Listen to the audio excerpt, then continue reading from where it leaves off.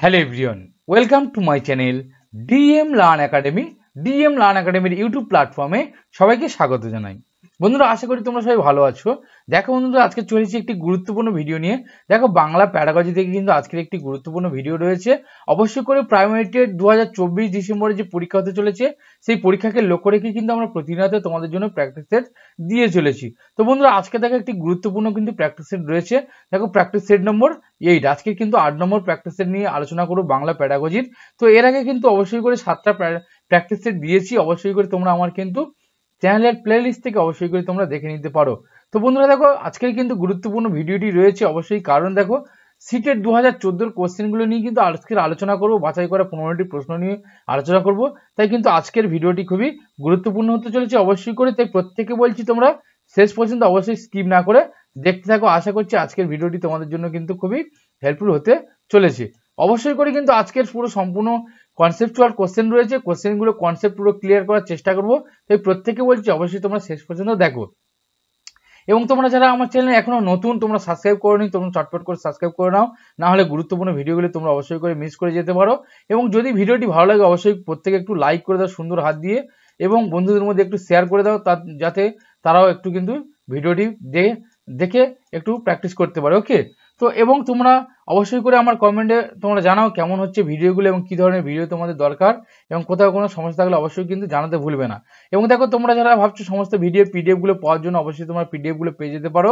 দেখো, আমার টেলিগ্রাম গ্রুপে যুক্ত হয়ে যাও। টেলিগ্রাম গ্রুপের লিঙ্ক কিন্তু ডিসক্রিপশনে দেওয়া রয়েছে। তাছাড়া কিন্তু হোয়াটসঅ্যাপ গ্রুপের লিঙ্কও দেওয়া রয়েছে, যেখানে কিন্তু আমরা প্রতিনিয়ত কিন্তু বিভিন্ন পিডিএফ থেকে শুরু করে নোটিফিকেশান থেকে শুরু করে সমস্ত কিন্তু নোটস ও কুইজ কিন্তু সেখানে দেওয়া হয়। তাই প্রত্যেকে বলছি অবশ্যই কিন্তু তোমরা যুক্ত হয়ে থাকো। এবং যতদিন না পর্যন্ত পরীক্ষা হচ্ছে অবশ্যই কিন্তু আমি তোমাদের জন্য কিন্তু প্রতিদিনত প্র্যাকটিসে নিয়ে আসবো, এবং সম্পূর্ণ কিন্তু বিনামূল্যে সমস্ত পিডিএফ থেকে শুরু করে সব কিছু তোমরা পাবে। এরপর কিন্তু তোমরা অবশ্যই মক টেস্ট পেয়ে যাবে। পুরো 150 নম্বরের মক টেস্ট অবশ্যই করে পাবে তোমরা, আমি চেষ্টা করব করে দেওয়ার। তো আশা করছি ধীরে ধীরে কিন্তু আমরা সমস্ত রকমভাবে প্রিপারেশন নেব। তাই প্রত্যেকে বলছি অবশ্যই কিন্তু তোমরা চ্যানেলটিতে সাবস্ক্রাইব করে রাখো। ওকে, তো চলো দেখে নিই, বেশি কথা না বাড়িয়ে গুরুত্বপূর্ণ কি কি প্রশ্ন রয়েছে আজকের আমরা দেখে নিই, এবং সম্পূর্ণ ডিটেলসে আলোচনা করব, কনসেপ্ট ক্লিয়ার করার চেষ্টা করব। চলো দেখো, প্রথম প্রশ্ন কি বলেছে, আলোচনার উদ্দেশ্যে শিক্ষার্থীরা কথা বলতে চায়, যে পদ্ধতির মাধ্যমে এই কার্যাবলী আরো উদ্দেশ্যপূর্ণ হতে পারে সেটি হলো। দেখো, বলেছে আলোচনার উদ্দেশ্যে শিক্ষার্থীরা কথা বলতে চায়, অর্থাৎ আলোচনা হচ্ছে সেই উদ্দেশ্যে কিন্তু শিক্ষার্থীরা কথা বলতে চাইবে। এই পদ্ধতিটা আরো কার্যকরী বা আরো উদ্দেশ্যপূর্ণ হতে পারে, সেটা হচ্ছে কি, দেখো 4টে অপশন কি বলেছে। দেখো, ব্যবহারের জন্য একটি বিশেষ শব্দ তালিকা দেওয়া, ভাষা সঠিক প্রয়োগ ও উচ্চারণে উৎসাহিত করা, লিখন ও পঠনের সাহায্যে কথা বলা বন্ধ করা, কর্ম পরিকল্পনা সমাপ্তিতে একটি কর্মভার সম্পূর্ণ করতে উৎসাহিত করা। দেখো, ভাষা ব্যবহারের জন্য একটা বিশেষ শব্দ তালিকা দেওয়া, এটা কি একটা উদ্দেশ্যমূলক কার্যপূর্ণ হতে পারে না। কেবলমাত্র একটা শব্দ তালিকা দেবে তাদের এই যে আলোচনার উদ্দেশ্যে শিক্ষার্থী কথা বলতে চাচ্ছে এই কার্যবলটি আরো উদ্দেশ্যপূর্ণ করে তোলার জন্য, এটা কিন্তু কোনো রকম ভাবে সঠিক নয়। তারপরে দেখো, ভাষার হচ্ছে সঠিক প্রয়োগ এবং উচ্চারণে উৎসাহিত করা। তারপর হচ্ছে লিখন ও পঠনের সাহায্যে কথা বলা বন্ধ করা। দেখো, এখানে হচ্ছে কি, যেহেতু তারা উদ্দেশ্যপূর্ণ একটা তারা সেখানে আগ্রহ দেখাচ্ছে, ঠিক আছে, তারা কথা বলতে চাইছে, তাদের সেখানে কথা বলা বন্ধ করা তো এটা তো কোনোভাবেই হবে না। এবার দেখো, ভাষার সঠিক প্রয়োগ উচ্চারণ উৎসাহিত করা। আর একটা হচ্ছে দেখো, কর্ম পরিকল্পনা সমাপ্তিতে একটি কর্মভার সম্পূর্ণ করতে উৎসাহিত করা। দেখো, অবশ্যই আলোচনা যে কর্ম পরিকল্পনা হচ্ছে, সেই কর্মফলটা শেষ হয়ে যাওয়ার সঙ্গে সঙ্গে তাদেরকে কিন্তু একটা কিভাবে কর্মভার সম্পূর্ণ করা যায় সেই ক্ষেত্রে যদি তাদের উৎসাহিত করা যায়, তারা কিন্তু বিভিন্ন কিছু বলতে চাইবে, তারা বিভিন্নভাবে সক্রিয় অংশগ্রহণ করতে চাইবে। তাহলে এখানে সঠিক উত্তরটা আমরা বলতে পারি যে কর্ম পরিকল্পনা সমাপ্তিতে একটি কর্মভার সম্পূর্ণ করতে উৎসাহিত করা। ওকে, চলো নেক্সট। 2 নম্বর প্রশ্ন কি বলেছে, দেখো, এই কার্যাবলীতে শিক্ষার্থীদের একটি সম্ভাব্য উত্তর তালিকা থেকে সঠিক উত্তরটির একটি শিরোনাম সহ বেছে নিতে বলা হলো।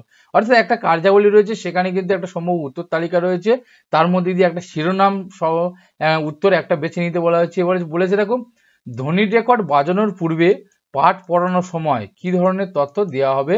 এখানে ছাত্ররা সঠিকভাবে পাঠের সারমর্ম অনুমান করবে, ঘটনাগুলি জানতে চেষ্টা করবে, প্রশ্নের উত্তরগুলি অনুমান করবে, যেখানে অন্তর্য হবে যে তথ্যগুলি দেওয়া হয়নি তা জানার চেষ্টা করবে। দেখো, এখানে যে তথ্যগুলি দেওয়া হয়নি তা জানার চেষ্টা করার কোনো দরকার এখানে নেই। আর অনুমান, প্রশ্নের উত্তরগুলি অনুমান করার কোনো দরকার নেই। এবারে দেখো ঘটনাগুলি জানতে চেষ্টা করবে না সঠিকভাবে পাঠের সারমর্ম অনুমান করবে।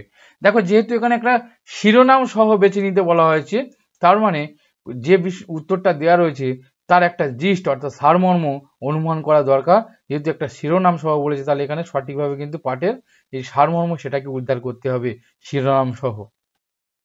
নেক্সট 3 নম্বর প্রশ্নে কি বলেছে দেখো, অর্থ উপলব্ধির মাধ্যমে অর্থাৎ নেগোসিয়েশন অফ মিনিং যখন শিক্ষার্থী তার ভাষাগত যোগাযোগ দক্ষতার উন্নতি ঘটানোর চেষ্টা করে, এর অর্থ তারা, তাহলে যখন শিক্ষার্থী তার ভাষাগত যোগাযোগ দক্ষতার উন্নতি ঘটানোর চেষ্টা করে, এর অর্থ তারা কি হচ্ছে দেখো, শিক্ষক এবং শিক্ষিকার সাথে যোগাযোগের মাধ্যমে পাঠ্যক্রম সম্পর্কিত দ্বিধার অবসান ঘটায়, শব্দের উপযুক্ত অর্থ ও ব্যবহার শেখার জন্য ঘন ঘন অভিধান ব্যবহার করে, জ্ঞান আহরণের জন্য আরো তথ্য সংগ্রহ করে, বিস্তৃতভাবে বুঝতে চেষ্টা করে এবং তথ্যকে পুনর্গঠন করে। তারপরে দেখো ব্যাকরণের গঠনশৈলী ব্যবহার করে। এবারে দেখো অর্থ উপলব্ধির মাধ্যমে, অর্থাৎ একটা বিষয়ে শিক্ষার্থী অর্থ উপলব্ধি করবে, আর সেই শিক্ষার্থী অর্থ উপলব্ধির মাধ্যমে তার যে ভাষাগত এই দক্ষতার উন্নতি ঘটার চেষ্টা করবে। অবশ্যই কিন্তু সে সেখান থেকে জ্ঞান আহরণ করছে এবং আরো তথ্য সংগ্রহ করছে, আর সম্পূর্ণ কিন্তু সে পুরোপুরিভাবে বোঝার চেষ্টা করছে, আর সেই তথ্যকে কিন্তু পুনর্গঠন করছে। তাহলে এখানে সঠিক উত্তরটি কি হবে দেখো, জ্ঞান আহরণের জন্য আরো তথ্য সংগ্রহ করে বিস্তৃতভাবে বুঝতে চেষ্টা করা এবং তথ্যকে পুনর্গঠন করা। ওকে, এটা হচ্ছে সঠিক উত্তর। চলো নেক্সট দেখো 4 নম্বর প্রশ্ন কি বলেছে, ভাষা শিক্ষা সহজে আয়ত্ত করা যায় যদি যা তারা শেখে। দেখো কি ভাষা শিক্ষা খুব সহজে আয়ত্ত করা যাবে যদি কোনটা শেখে। দেখো তা যদি একটি শৃঙ্খলাবদ্ধ শ্রেণীকক্ষে পরিবেশে হয়, তা তাদের মাতৃভাষার গঠন ও ধ্বনির কাছাকাছি হয়, তা তাদের মহাবিদ্যালয়ে ভর্তির সুযোগ বাড়িয়ে দেয়, তা তাদের জীবনের মূল্যবোধ ও লক্ষ্যে পৌঁছাতে সক্রিয় ভূমিকা পালন করে। দেখো তা যদি একটি শৃঙ্খলাবদ্ধ শ্রেণীকক্ষ পরিবেশ হয়, একটা শৃঙ্খলাবদ্ধ শ্রেণীকক্ষ পরিবেশ যদি হয়, তাহলে সেখানে কি ভাষা খুব সহজেই আয়ত্ত করা যেতে পারে। তারপরে দেখো তার মাতৃভাষার গঠন ও ধ্বনির কাছাকাছি হয়, কেবলমাত্র মাতৃভাষার গঠন মাতৃভাষার কাছাকাছি যদি হয়, তাহলে কিন্তু শিক্ষার্থী খুব সহজে ভাষা আয়ত্ত করতে পারে। এরকম কিন্তু হ্যাঁ কিছুটা হলেও করতে পারে, কিন্তু পুরোপুরি আমরা এটাকে সঠিক বলতে পারি না। আর মহাবিদ্যালয়ে ভর্তির সুযোগ বাড়ায়, এটা কিন্তু কোনোভাবেই হতে পারে না। আর দেখো শৃঙ্খলাবদ্ধ শ্রেণীকক্ষের পরিবেশ যদি থাকে, এখানে কিছুটা হলেও ভাষা সহজে আয়ত্ত করা যায়, কিন্তু সবথেকে গুরুত্বপূর্ণ যেটা দেখো, তার জীবনের মূল্যবোধ এবং লক্ষ্যে পৌঁছাতে কিন্তু সক্রিয় ভূমিকা পালন করে। যেহেতু এখানে জীবনের মূল্যবোধ ও লক্ষ্যে পৌঁছানোর কথা বলেছে, ভাষা শিক্ষা তারা যদি এটাই বোঝে, তাহলে কিন্তু তারা ভাষা শিক্ষা খুব সহজেই কিন্তু আয়ত্ত করতে পারবে। ওকে, তারা যদি মূল্যবোধ সম্পর্কে এবং লক্ষ্য সম্পর্কে জানতে পারে, শিখতে পারে, তাহলে কিন্তু তারা খুব সহজেই তা ভাষা আয়ত্ত করতে পারবে। ওকে, চলো নেক্সট দেখো 5 নম্বর প্রশ্নে কি বলেছে, শিক্ষার্থীর লিখিত কার্যের ভুল সংশোধন তখনই সর্বাপেক্ষা লাভদায়ক হবে যখন শিক্ষক বা শিক্ষিকা, অর্থাৎ শিক্ষার্থীর লিখিত কার্যের ভুল সংশোধন, অর্থাৎ শিক্ষার্থী যেটা লিখেছে তার ভুল সংশোধন করে দেওয়া কখন লাভজনক হবে। দেখো শিক্ষার্থীদের অধিক অনুশীলনে উৎসাহিত করবেন যতক্ষণ না তারা ঠিক উত্তরটি শিখছে। বোর্ডে সঠিক উত্তরটি লিখে দেবেন, ভুল উত্তরটি পুনরাবৃত্তি করবেন, ইশারায় গুরুত্বপূর্ণ ভুলগুলি চিহ্নিত করবেন, শিক্ষার্থীরা নিজে সংশোধন করবেন। দেখো শিশুকেন্দ্রিক শিক্ষায় কিন্তু শিক্ষার্থীকে সক্রিয়ভাবে অংশগ্রহণ করার কথা বলা হয়েছে, বা বর্তমান আধুনিক শিক্ষার কিন্তু শিক্ষার্থীর উপর বেশিরভাবে গুরুত্ব দেওয়া হয়েছে। ওকে, এবার বলছে দেখো তাদের অধিক অনুশীলন করতে হবে তারা যতক্ষণ না শিখছে। দেখো এটা কিছুটা হলেও যেতে পারে, বোর্ডের উত্তরটি লিখে দেবেন, সরাসরি কিন্তু কোনোভাবে শিক্ষক বা শিক্ষিকা মহাশয় বোর্ডে উত্তরটি লিখে দেবে না, ভুল উত্তরটি কোনোভাবে পুনরাবৃত্তি করবে না। এবার বলছে দেখো ইশারায় গুরুত্বপূর্ণ ভুলগুলি চিহ্নিত করবেন এবং শিক্ষার্থীরা নিজেদের সংশোধন করবেন। দেখো এটা সবথেকে গুরুত্বপূর্ণ বিষয়, একজন শিক্ষার্থী কিন্তু সহায়ক হিসেবে কাজ করবেন, অর্থাৎ গাইড করবেন কি হবে না হবে, তিনি কিন্তু সরাসরি ভাবে করে দেবে না। ওকে, এবং কেবলমাত্র অনুশীলন, তারা যদি না জানে তাহলে অনুশীলন কিভাবে করবে, কিন্তু তাদেরকে জানার জন্য সহযোগিতা করতে হবে, অর্থাৎ ভুলগুলিকে ইশারায় চিহ্নিত করতে হবে এবং শিক্ষার্থীরা কিন্তু নিজেরা তারা সংশোধন করবে। ওকে, তাহলে ডিটটা হয়ে গেল সঠিক উত্তর। 6 নম্বর প্রশ্ন কি বলেছে দেখো, নিচের প্রদত্ত ক্রমগুলির মধ্যে কোনটি ভাষিক দক্ষতা অর্জনের সহজতম পদ্ধতি। দেখো নিচের প্রদত্ত যে ক্রমগুলি রয়েছে সেই ক্রমগুলির মধ্যে কোনটা ভাষিক দক্ষতা অর্জনের সহজতম পদ্ধতি। কথন, শ্রবণ, পঠন, লিখন, শ্রবণ, কথন, লিখন, পঠন, শ্রবণ, কথন, পঠন, লিখন, শ্রবণ, পঠন, কথন, লিখন। দেখো এই যে ক্রমগুলি রয়েছে, এই ক্রমটা আমরা জানি, সবসময় তোমাদেরকে একটা মাথায় রাখতে হবে। দেখো LSRW এই যে সূত্রটা কিন্তু অবশ্যই তোমরা একদম মাথার মধ্যে রেখে দেবে, তাহলে জানো এই ক্রমটা কিন্তু কোনোদিন তোমরা ভুলবে না। ওকে, এবার ALSRW মানে listening, speaking, reading, writing. Listening, speaking, reading, writing, অর্থাৎ ALSRW এইভাবে কিন্তু তোমাদেরকে মনে রাখতে হবে। অর্থাৎ দেখো লিসেনিং অর্থাৎ শুনতে হবে প্রথমে। তুমি যদি ভালো শ্রোতা না হতে পারো তুমি কোনোদিন ভালো বক্তা হতে পারবে না। অর্থাৎ তোমাকে প্রথমে শুনতে হবে। ওকে, তাহলে দেখো আমাদের প্রথম তারিখ কি হচ্ছে শ্রবণ। তাহলে শ্রবণ এই তিনটের মধ্যে আছে, আমি এটাকে প্রথমে এলিমিনেট করে দিলাম। তারপর দেখো এস মানে স্পিকিং, তাহলে তোমাদের শোনা তারপর বলা। এবার দেখো কথন, তাহলে এইটা দেখো কথন নেই, এখানে পঠন আছে, তাহলে এটাকে আমরা এলিমিনেট করে দিলাম। এবার দেখো কথন দুটো জায়গায় আছে। তারপরে দেখো আর রিডিং অর্থাৎ আমরা লেখাটা, এবার দেখো লেখাটা তাহলে কোথায় আসছে, রিডিং মানে হচ্ছে পড়া, তাই তো। তাহলে পঠনটা হচ্ছে কি এখানে, তারপর রাইটিংটা হচ্ছে লিখন, অর্থাৎ আমাদের সঠিক উত্তরটি হয়ে গেল দেখো সিটটা। তাহলে ALSRW মানে লিসেনিং, স্পিকিং, রিডিং আর রাইটিং, অর্থাৎ শ্রবণ, কথন, পঠন, লিখন। ওকে, তাহলে ভাষিক দক্ষতা অর্জনের সহজতম যে পদ্ধতি বা কমটি হচ্ছে কি শ্রবণ, কথন, পঠন, লিখন।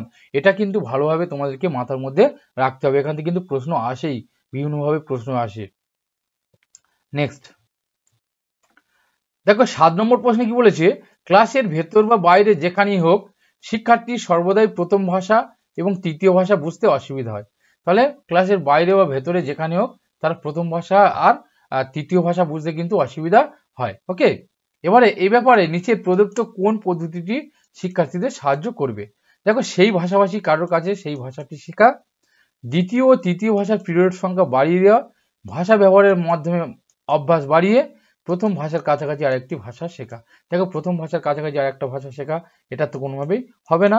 তারপরে দেখো পিরিয়ড সংখ্যা যদি আমরা বাড়িয়ে দিই সেটা কিন্তু অ্যাপ্রোপ্রিয়েট হয় না। এবার কারো কাছে একটা ভাষা শেখা আর একটা হচ্ছে ভাষা ব্যবহারের মাধ্যমে কিন্তু অভ্যাস বাড়িয়ে তোলা। দেখো সব থেকে গুরুত্বপূর্ণ যে পদ্ধতি সেটা হচ্ছে কি ভাষা ব্যবহারের অভ্যাস কিন্তু একটু বাড়িয়ে তুলতে হবে, অর্থাৎ সেই ভাষাটা শেখার ক্ষেত্রে একটু অভ্যাস বাড়িয়ে তুলতে হবে। তাহলে এখানে সঠিক উত্তরটি হয়ে গেল সিটটা। চলো নেক্সট বলছে মানুষের চিন্তা সক্রিয় যোগাযোগের লিখন আর কথন মুখ্য যোগসূত্র। দেখো লিখন আর কথনের যে চিন্তা ও যোগাযোগের সক্রিয় যোগাযোগের যে মুখ্য যোগসূত্র সেটা কি হতে পারে। দেখো উচ্চারণের মুখ্য যোগসূত্র হতে পারে ক্যাপিটালাইজেশন এবং বিরাম চিহ্ন, স্বরভঙ্গি এবং শ্বাসাঘাত, ব্যাকরণ, গঠনশৈলী। দেখো চিন্তা সক্রিয় যোগাযোগের যে লিখন এবং কথন অর্থাৎ লেখা এবং বলা এই যে মুখ্য যোগসূত্র তার কিন্তু অবশ্যই কিন্তু একটা ব্যাকরণগত গঠনশৈলী সব থেকে গুরুত্বপূর্ণ বিষয়। ওকে, তাহলে সঠিক উত্তরটি হয়ে গেল কি ব্যাকরণগত গঠনশৈলী। নেক্সট বলেছে কোনটি বোধ পরীক্ষণের বা রিডিং কম্প্রিহেনশনের অধিকতর উচ্চ স্তরকে চিহ্নিত করে। দেখো কোনটি বোধ পরীক্ষণের বা রিডিং কম্প্রিহেনশন অধিকতর উচ্চ স্তরকে চিহ্নিত করে। দেখো শিক্ষার্থীর নিজস্ব বক্তব্য পাঠের অন্তর্গত সম্পূর্ণ বাক্য এবং মূল শব্দের ব্যবহার করা, পাঠ থেকে ভিন্ন অর্থ খুঁজে বের করা, পাঠ থেকে মূল আলোচ্য বিষয় ও মূল শব্দ লিখে নিয়ে পাঠের অন্তর্গত তাদের ভিন্ন ভিন্ন অর্থ খুঁজে বের করা, শিক্ষার্থীর নিজস্ব বক্তব্য মূল শব্দগুলি পাঠ থেকে বেছে পুনর্লিখন। দেখো পুনর্লিখনের তো কোনো রকম বিষয় এখানে থাকে না বোধ পরীক্ষণের ক্ষেত্রে। আর শিক্ষার্থীর নিজস্ব বক্তব্য পাঠ থেকে অসম্পূর্ণ বাক্য বেছে নিয়ে, দেখো এখানে অসম্পূর্ণ বাক্য বলেছে তাহলে অসম্পূর্ণ বাক্য আমরা বাঁচবো না, ঠিক আছে, তাহলে এটাকে আমরা এলিমিনেট করে দেবো। এবার দেখো দুটো রয়েছে শিক্ষার্থীর নিজস্ব বক্তব্য পাঠের অন্তর্গত সম্পূর্ণ বাক্য এবং মূল শব্দের যে ব্যবহার এবং পাঠ থেকে ভিন্ন ভিন্ন অর্থ খুঁজে বের করা। দেখো এটা হচ্ছে কি সঠিক উত্তর। ওকে, সঠিক উত্তরটি এরটা। চলো নেক্সট 10 নম্বর প্রশ্ন কি বলেছে একজন শিক্ষার্থী তার অর্জিত জ্ঞান প্রয়োগে সক্ষম নয়, অর্থাৎ একজন শিক্ষার্থী সে যে জ্ঞান অর্জন করছে সেটা প্রয়োগে কিন্তু সে সক্ষম নয়। কখনো দৃষ্টান্ত উল্লেখের ক্ষেত্রে অর্থাৎ দৃষ্টান্ত উল্লেখের ক্ষেত্রে সক্ষম হয় না, শব্দ প্রয়োগে, অনুবাদমূলক কাজে, মেলবন্ধনে বা সাযুজ্য স্থাপনে। এর সম্ভাব্য সমাধান কি হতে পারে। তাহলে শিক্ষার্থী সে কখনো দৃষ্টান্ত উল্লেখের ক্ষেত্রে, শব্দ প্রয়োগের ক্ষেত্রে, অনুবাদমূলক কাজের ক্ষেত্রে, মেলবন্ধনে বা সাযুজ্য স্থাপনের ক্ষেত্রে কিন্তু সে তার জ্ঞান অর্জিত জ্ঞানটা যেটা রয়েছে সেটা কিন্তু প্রয়োগে সে সক্ষম হচ্ছে না। তাহলে আমাদেরকে এখানে কোনটাকে সম্ভাব্য সমাধান হিসেবে আমরা বলতে পারি কেবলমাত্র সহজ কর্মভার প্রদানের আত্মবিশ্বাস বাড়িয়ে তোলা। দেখো সে যেটা অর্জন করেছে অর্থাৎ তার আরো সহজ সহজ কর্মভার দিতে হবে না। সহজ কেবলমাত্র কর্মভার দিলে সে আবার যে জ্ঞান অর্জন করবে তা প্রয়োগ করতে পারবে, এটা কিন্তু কোনোভাবেই আমরা বলতে পারি না। তাকে একটি বুদ্ধিমান শিক্ষার্থীদের সাথে বসানো, বুদ্ধিমান শিক্ষার্থীর সাথে বসালে সে প্রয়োগ করতে পারবে, এরকম কোনো বিষয় নয়। সযত্ন পরিকল্পনা কর্মভার বা অ্যাসাইনমেন্ট প্রদান করা, এইটা সবথেকে গুরুত্বপূর্ণ বিষয়। দেখো সহজতর সহজ জটিল, অবশ্যই তাকে কিন্তু একটা সযত্ন একটা কর্ম পরিকল্পনা বা অ্যাসাইনমেন্ট প্রদান করতে হবে। সেটা থাকবে আগে সহজ, তারপরে এই সহজতর, তারপরে সহজ, তারপরে জটিল, এইরকম ধাপে যদি এগিয়ে যাওয়া যায় তাহলে কিন্তু সে আস্তে আস্তে ধীরে ধীরে তার জ্ঞানটাকে প্রয়োগ করতে পারবে। তাহলে এখানে সঠিক উত্তরটি হচ্ছে সিটটা। চলো নেক্সট। 11 নম্বর প্রশ্নে কি বলেছে দেখো, সমগ্র পাঠের অর্থ বোঝার সময় শিক্ষার্থী পড়তে পড়তে কোনো অপরিচিত শব্দের সম্মুখীন হয়, তখন শিক্ষার্থীকে কিভাবে প্রশিক্ষণ দিতে হবে। অর্থাৎ সমগ্র পাঠের অর্থ বোঝার সময় শিক্ষার্থী পড়ছে, হঠাৎ পড়তে পড়তে কি হচ্ছে, তার সামনে একটা অপরিচিত শব্দ এসছে, এখানে সে সেখানে থেমে গেছে, তাহলে তাকে কি রকম প্রশিক্ষণ দিতে হবে, আরো সহজ স্তরে পাঠ বেছে নিতে হবে। দেখো সে হঠাৎ বেঁধে গেছে বলে তাকে আরো সহজ স্তরে পাঠ দেবো, সেটা তো কোনোভাবে হতে পারে না। হ্যাঁ, তারপরে তাকে সাথে সাথে অভিধান থেকে অর্থ খুঁজে নিতে বলতে হবে, অভিধান থেকে অর্থ খুঁজে নেবে, এরকম কিন্তু আমরা বলতে পারি না, ঠিক আছে। তারপরে দেখো শিক্ষক বা শিক্ষিকা প্রতিবেশীকে জিজ্ঞাসা করতে হবে, এটা তো কোনোভাবে হয় না। এবারে দেখো প্রাসঙ্গিক তথ্য ব্যবহার করতে হবে যাতে মোটামুটি অর্থ অনুমান করা যায়। এবারে দেখো অবশ্যই কিন্তু শিক্ষার্থীকে শিক্ষক মহাশয় বা যিনি গাইড করবেন তিনি প্রাসঙ্গিক এমন কিছু তথ্য ব্যবহার করবে যাতে শিক্ষার্থী সেই তথ্য থেকে সে অনুমান করতে পারে যে ওই অপরিচিত শব্দের মানে বা অর্থ বা ওইটা কি হতে পারে, সেটা কিন্তু সে বুঝে নেবে। ওকে, এটা কিন্তু সব থেকে সঠিক উত্তর হবে। ওকে, চলো নেক্সট। 12 নম্বর প্রশ্ন কি বলেছে দেখো, শিক্ষক বা শিক্ষিকা ভিডিওর মাধ্যমে ব্যাকরণগত গঠন ও নিয়মে নির্দেশ দিচ্ছেন। তাহলে শিক্ষক বা শিক্ষিকা ভিডিওর মাধ্যমে কি হচ্ছে, ব্যাকরণগত গঠন ও নিয়মে নির্দেশ দিচ্ছেন।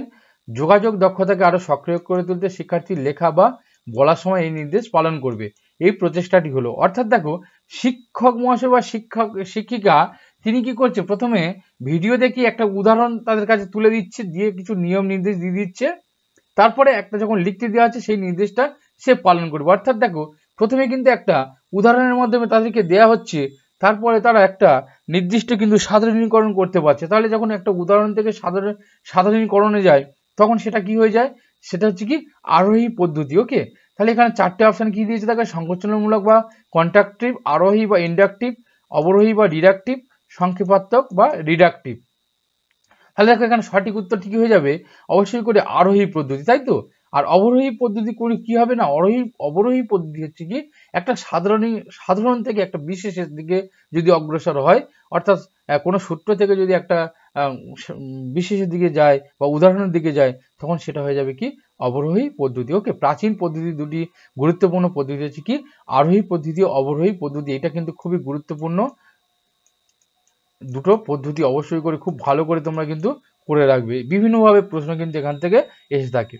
নেক্সট দেখো, একটি ভাষা শিক্ষার সময় কিরূপ নির্দেশনা স্বাধীনভাবে শিক্ষা লাভের সুযোগ করে দেয়, তথ্যের বিশাল ভান্ডার খুলে দেয়, শিক্ষার্থী কতটা শিখলো সে ব্যাপারে তৎক্ষণাৎ প্রয়োজনীয় তথ্য সরবরাহ করে। দেখো বলেছি একটা শিক্ষার সময়, ভাষা শিক্ষার সময় কিরূপ নির্দেশনা স্বাধীনভাবে শিক্ষা লাভের সুযোগ করে দেয়, তথ্যের বিশাল ভান্ডার খুলে দেয়, শিক্ষার্থী কতটা শিখলো সে ব্যাপারে তৎক্ষণাৎ কিন্তু প্রয়োজনীয় তথ্য সরবরাহ করে। দেখো অপশনগুলো দূরাগত নির্দেশ, পরিকল্পিত নির্দেশ, কম্পিউটার সাহায্যে প্রাপ্ত নির্দেশ, প্রত্যক্ষ নির্দেশ। দেখো একজন শিক্ষার্থী যখন তার নির্দেশনা দিচ্ছে এবং সেগুলো তথ্যের বিশাল ভান্ডার খুলে দিচ্ছে এবং সেটাকে সে তৎক্ষণাৎ কিন্তু কি শিখলো সেটা সেখান থেকে বোঝা যাচ্ছে বা ধরা যাচ্ছে, সেই নির্দেশটা হচ্ছে কি কম্পিউটার প্রাপ্ত নির্দেশ। কারণ কম্পিউটারে প্রচুর পরিমাণে একটা বিশাল তথ্য ভান্ডার খুলে যায় এবং তৎক্ষণাৎ কিন্তু সে কি শিখেছে সেটা কিন্তু আমরা সেখান থেকে ধরে নিতে পারি এবং সে শিক্ষার্থী কিন্তু একটা স্বাধীনভাবে শিক্ষা লাভের সেখানে সুযোগ পায়। তাহলে এখানে সঠিক উত্তরটি হচ্ছে সিটটা। চলে নেক্সট।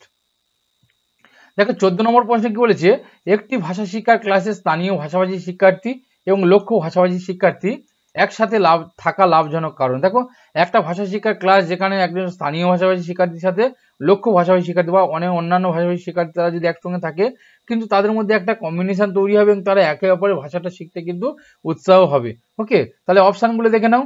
যেহেতু তারা নিজেদের মধ্যে কম কথা বলে তাই তারা ক্লাসে ছড়িয়ে থাকে না। দেখো তারা কম কথা বলে ছড়িয়ে থাকে না, এটা তো কোনোভাবে হতে পারে না। তারপরে দেখো এটি লক্ষ্য ভাষাভাষী শিক্ষার্থীদের অপর আরেকটি ভাষা শিখতে উৎসাহিত করে, তারা পৃথক কর্ম পরিকল্পনা করার সুযোগ পায়, দুটি ভাষাতেই অধিকতর কার্যাবলী পরিচালনা করে। অবশ্যই করে দেখো তারা কিন্তু লক্ষ্য ভাষাভাষী শিক্ষার্থীদের মধ্যে অর্থাৎ বিভিন্ন ভাষাভাষী শিক্ষার্থীদের মধ্যে কিন্তু তারা একটি ভাষা অপর একটি ভাষা শিখতে কিন্তু তারা উৎসাহিত হয়। ওকে, তাহলে সঠিক উত্তর হয়ে গেল বিটটা। নেক্সট পরেরটা দেখো 15 নম্বর প্রশ্ন কি বলেছে, একটি লিখিত বিষয়ের সঠিক মূল্যায়নের ক্ষেত্রে প্রাথমিক উদ্দেশ্য হওয়া উচিত। দেখো একটা লিখিত বিষয়ের সঠিক মূল্যায়ন, একটা লিখিত বিষয়ের সঠিক যদি মূল্যায়ন হয় তার প্রাথমিক উদ্দেশ্য কি, দেখো ব্যাকরণগত গঠনশৈলী, সীমিত শব্দ সংখ্যা যেহেতু এটি অপরিহার্য, মূল বিষয় প্রাসঙ্গিকতা, প্রকাশভঙ্গি, শব্দ ভাণ্ডার প্রাচুর্য। দেখো সবসময় মনে রাখতে হবে যে প্যাডাগজির প্রশ্নের উত্তরগুলো কিন্তু সবটাই পুরোপুরি ভুল হয় না, কোনোটাই 80%, কোনটা 90%, কোনটা 100%, কোনটা 50%, এরভাবে কিন্তু উত্তরগুলো হতে পারে। ঠিক আছে, তার মধ্যে আমাদেরকে 100% যে উত্তরটা হবে সেই উত্তরটাকে আমাদের বেছে নিতে হবে, কারণ এই জন্য তোমরা দেখেছো যে প্রতি বছর কিন্তু বিভিন্ন প্রশ্নগুলি নিয়ে কিন্তু কোর্টে কেস হচ্ছে। ওকে, তো এই জন্য কি 100% প্রশ্নের উত্তরগুলি নিয়ে দ্বিমত থাকতে পারে, অবশ্যই করে তোমরা কমেন্টে জানাতে পারো, কিন্তু অবশ্যই আমি সেগুলি নিয়ে ভাববো। কিন্তু আমি আমার দৃষ্টিভঙ্গি থেকে আমি মনে করছি যেগুলো সঠিক, এবং এগুলো যেহেতু 2014 সিটেটের প্রশ্ন সেহেতু সেখান থেকে কিন্তু পর্ষদ দ্বারা উত্তরগুলো কিন্তু আমি তোমাদেরকে অবশ্যই করে দিচ্ছি। ওকে, এবার দেখো একটি লিখিত বিষয়ের সঠিক মূল্যায়নের ক্ষেত্রে যে প্রাথমিক উদ্দেশ্য হওয়া উচিত, দেখো ব্যাকরণগত গঠনশৈলী কেমন হলে যে লিখিত হবে, যদি সঠিকভাবে ব্যাকরণগত গঠনশৈলীটা হয় তাহলে সেটা হচ্ছে সঠিক মূল্যায়ন হবে। আর সীমিত শব্দ সংখ্যা যেহেতু এটা তো কোনোভাবেই হতে পারে না, সীমিত শব্দ সংখ্যার ক্ষেত্রে শব্দভাণ্ডার প্রাচুর্য যেটাও হতে পারে না। দেখো এখানে সঠিক সবথেকে কি হচ্ছে, দেখো এইটা একটা সবথেকে গুরুত্বপূর্ণ বিষয় যেটা বলেছে, দেখো মূল বিষয়ের প্রাসঙ্গিকতা, অর্থাৎ যেটা শিক্ষার্থী লিখেছে সেটা মূল্যায়নের ক্ষেত্রে যখন আপনি যাবেন তখন সেই মূল বিষয়ের কতটা প্রাসঙ্গিকতা রয়েছে এবং প্রকাশভঙ্গি সে কিভাবে প্রকাশ করেছে সেটা কিন্তু সবথেকে গুরুত্বপূর্ণ একটা বিষয়কে। চলো নেক্সট দেখো বন্ধুরা, এই ছিল কিন্তু আজকের গুরুত্বপূর্ণ 15টি প্রশ্ন যেগুলো সিটেট 2014 সালে কিন্তু এসেছিল, সেখান থেকে কিন্তু তুলে নিয়েছি আমি, নিয়ে সেগুলো ডিটেলসে আলোচনা করলাম, পুরোপুরিভাবে কিন্তু তোমাদের কনসেপ্ট ক্লিয়ার করার চেষ্টা করেছি। যদি ভালো লাগে প্রত্যেকে একটু লাইক করে দাও, সঙ্গে সঙ্গে বন্ধুদের মধ্যে একটু শেয়ার করে দাও, ঠিক আছে, এবং কমেন্টে জানাতে ভুলবে না কেমন হচ্ছে প্র্যাকটিস সেটগুলো এবং তোমাদের কী ধরনের প্রশ্ন লাগবে, অবশ্যই করে প্র্যাকটিস সেট লাগবে তোমরা জানাতে পারো। এবং একটু প্রত্যেকে কিন্তু